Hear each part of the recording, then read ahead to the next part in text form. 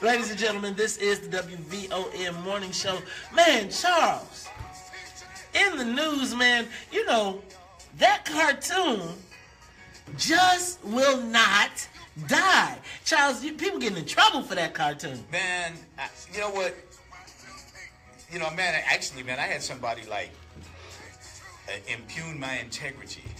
Impugn your integrity? Impugn my integrity because I said the cartoon to me was not racist and that we should be focused on some other things that are racist that are happening every day in Illinois. But I'll get to that in a minute. But this one guy, I got access to an internal communication from a reporter to his editor that he missent.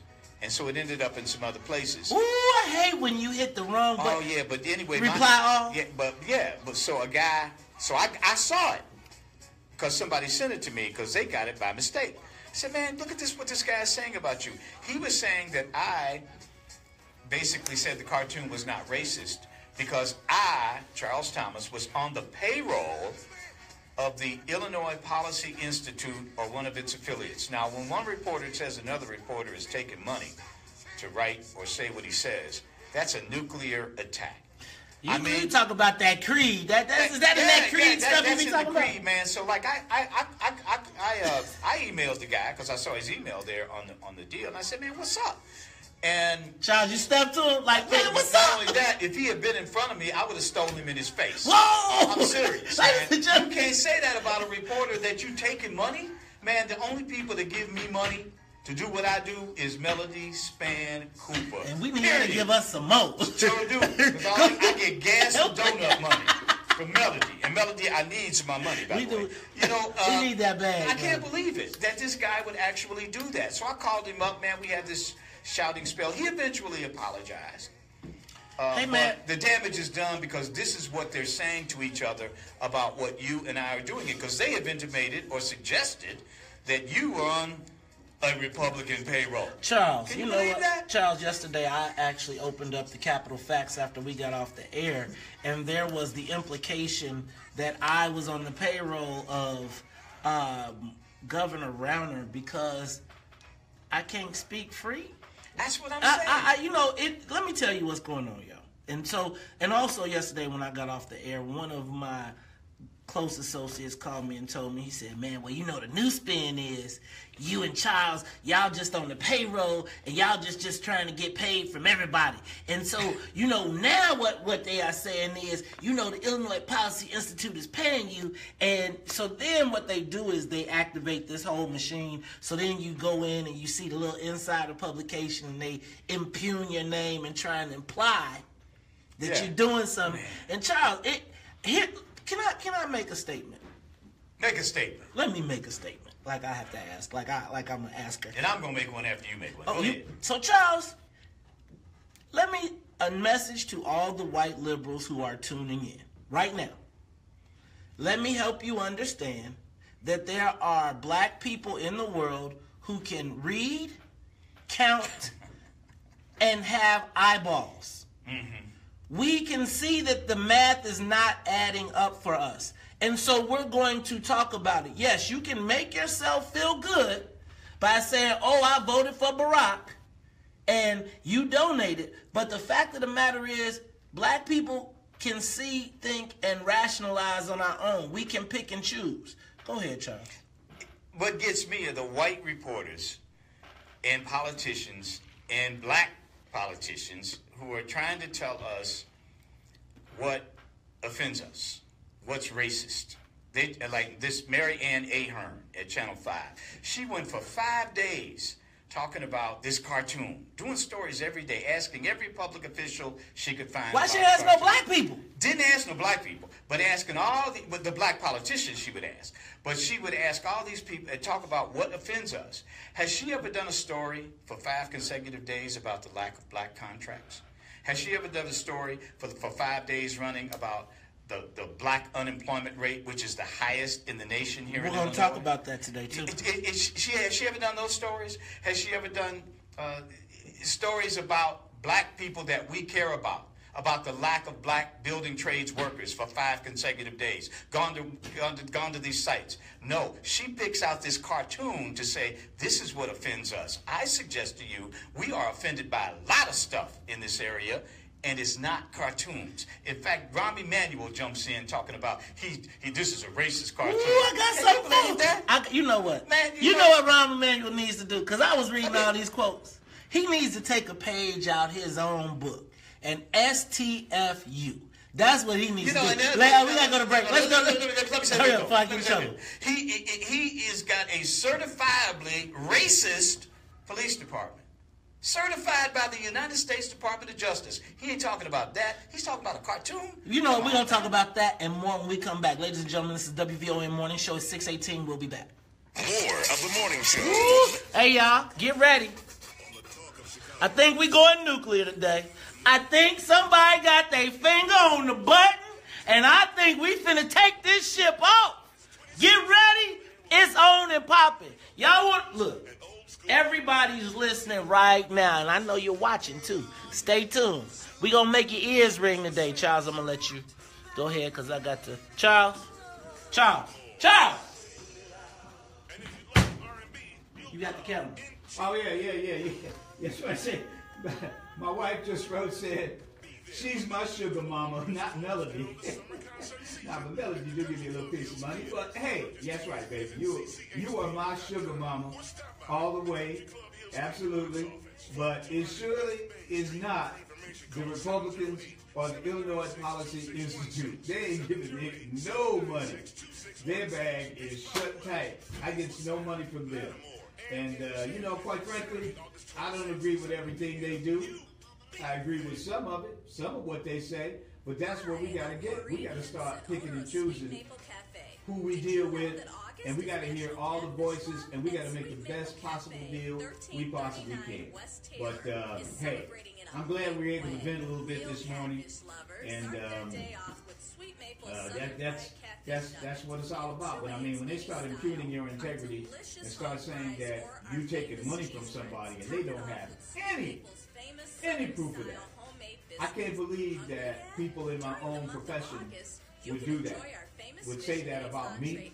I mean, I worked out there alongside them for, 25 years here in Chicago. I've been in the industry 45 years. I'm a classically trained University of Missouri, the top journalism school in the country. That's where I studied. They can't put their credential up against mine. And this guy that was suggesting that I was taking money, I mean, come on, man. Your credential doesn't even come up to half mine in terms of your education, your experience, and where you've been and worked in this world. It just doesn't. And for them to suggest that they're saying that among themselves about me because I work here now, and I depart from the usual liberal democratic orthodoxy, if you will. Yeah, I'm a commentator now. Yeah, I do. And I don't talk like the machine politicians do. Too bad. I still think the issue is not some cartoon. The issue is counting heads when you go to one of these construction sites. The issue is looking at all those contracts that we don't have any of them. And the big issue is that unemployment rate, Illinois, #1 in black unemployment in America. That's the issue, Marianne. That's the issue. You talking to Marianne? I'm talking to all of them, and they know I am. But if they want to talk about black issues, go talk about black issues. With black people. With black people. To ask us what's important. It ain't no cartoon. Cartoons? First of all, a cartoon wasn't racist. Secondly, it ain't what we're talking about here. Could I just suggest this, though? I get offended at the concept that black people cannot have integrity. That when we start to speak up on the issues that impact our community, that we got to be a hustler. Let me just tell you all. We're going to keep pushing this envelope because obviously, Charles, I think people listening, man. They are listening. I think they listening. I think they watching. I think they be having sneak watch sessions. There is a conspiracy afoot, brothers and sisters. And we cannot be bamboozled. Huh? 26 seconds. Okay, cool. I'll let you know I'm going to come back, and then I'll have you bring it in. Gotcha.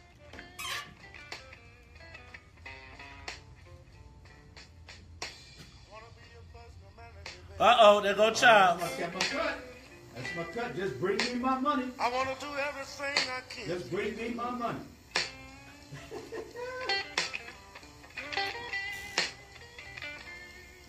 I want to be a personal manager, baby.